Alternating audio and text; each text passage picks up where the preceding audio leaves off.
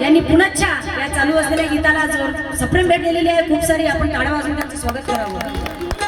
उरवडणारा पोरगा बाई माझा साहेब झाला,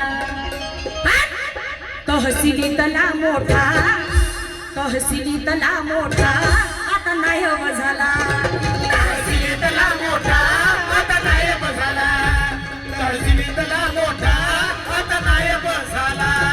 आणि मग त्याचा दरारा असे, त्याचा दरारा असे या सरकारी नोकरात, त्याचा दरारा असे या सरकारी नोकरात। कुणामुळं?